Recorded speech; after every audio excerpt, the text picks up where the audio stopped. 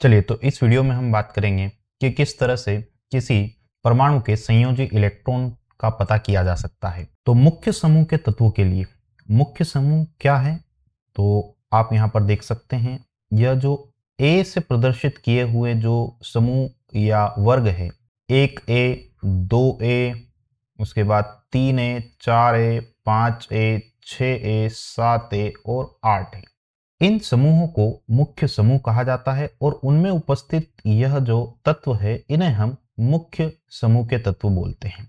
यह जो वर्ग 3 से लेकर के वर्ग 12 के तत्व है, इनको हम इसमें नहीं गिनते हैं।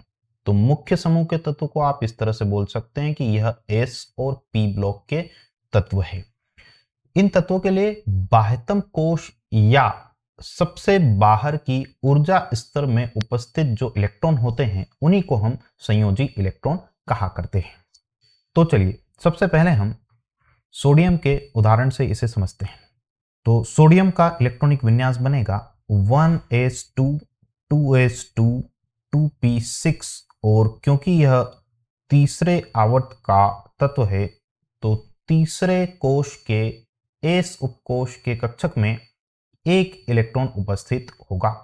अब आप ध्यान से देखें, बाह्यतम कोश यहां पर तीसरा कोश है और तीसरे कोश में एक इलेक्ट्रॉन उपस्थित है। इसका अर्थ यह हुआ कि सोडियम के परमाणु में एक संयोजी इलेक्ट्रॉन उपस्थित होगा। और आप देख सकते हैं यहां पर वर्ग संख्या भी क्या है, 1 है। कहने का अर्थ यह हुआ कि वर्ग की जो संख्या है वह संयोजी इलेक्ट्रॉन की संख्या के बराबर होता है। और यह चीज किसके लिए मान्य है? मुख्य समूह के तत्वों के लिए मान्य है कि इनकी वर्ग संख्या संयोजी इलेक्ट्रॉन की संख्या के बराबर होगी। तो सोडियम के सबसे बाहरी कोश में एक इलेक्ट्रॉन है, मतलब संयोजी इलेक्ट्रॉन 1 है। हम इसे कुछ इस तरह से प्रदर्शित कर सकते हैं।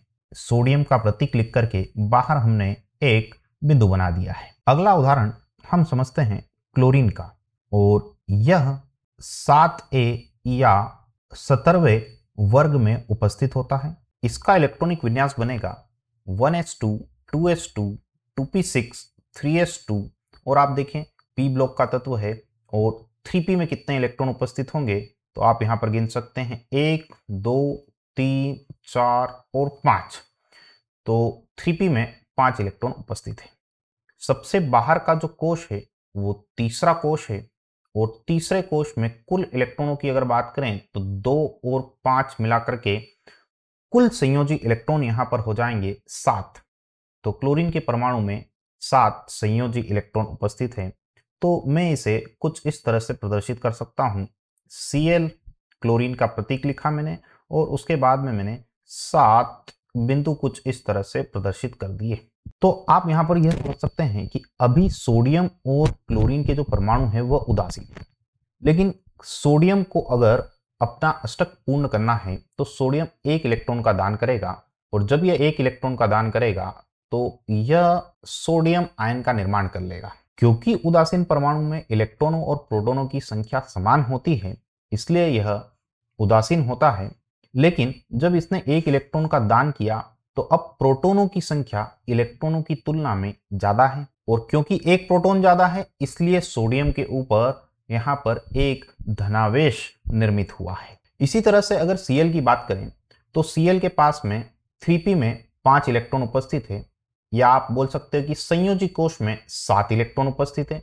एक इलेक्ट्रॉन और अगर यह ग्रहण कर लेता है तो इसका इलेक्ट्रॉनिक विन्यास आर्गन के इलेक्ट्रॉनिक विन्यास के जैसा हो जाएगा और क्योंकि उत्कृष्ट गैस के इलेक्ट्रॉनिक विन्यास के जैसा इसका इलेक्ट्रॉनिक विन्यास हो जाएगा तो यह स्थायी बन जाएगा। इसलिए यह एक इलेक्ट्रॉन ग्रहण करके Cl माइनस आयन का निर्माण करेगा।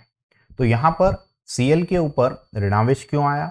क्योंकि एक इलेक्ट्रॉन जो है इसने ग्रहण किया तो अब इलेक्ट्रॉनों की संख्या प्रोटॉनों की तुलना में बढ़ गई है, इसलिए क्लोरीन के ऊपर ऋणावेश आया। तो आप यह समझ सकते हैं कि सोडियम एक इलेक्ट्रॉन क्लोरीन को दान कर देगा तो सोडियम Na प्लस में या Na पॉजिटिव में परिवर्तित हो जाएगा और Cl जो है वो Cl माइनस में परिवर्तित होकर के स्थायी बन जाएगा। दोनों का अष्टक पूर्ण हो जाएगा।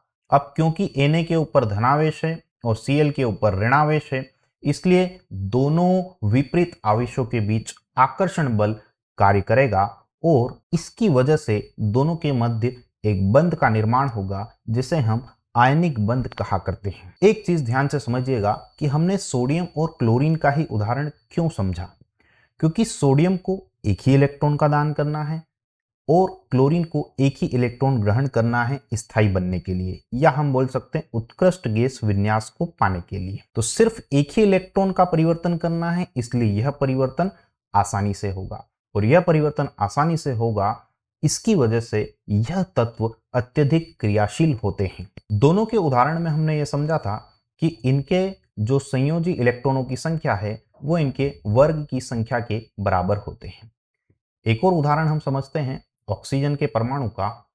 तो ऑक्सीजन को आप देख सकते हैं यह 6A समूह में उपस्थित है। इसका मतलब यह हुआ कि अगर ऑक्सीजन के हमें संयोजी इलेक्ट्रॉन बनाने हैं तो हम ऑक्सीजन के संयोजी इलेक्ट्रॉन कुछ इस तरह से, या फिर ऑक्सीजन के आसपास O के आसपास हम इसे 6 डॉट इस तरह से बना सकते हैं।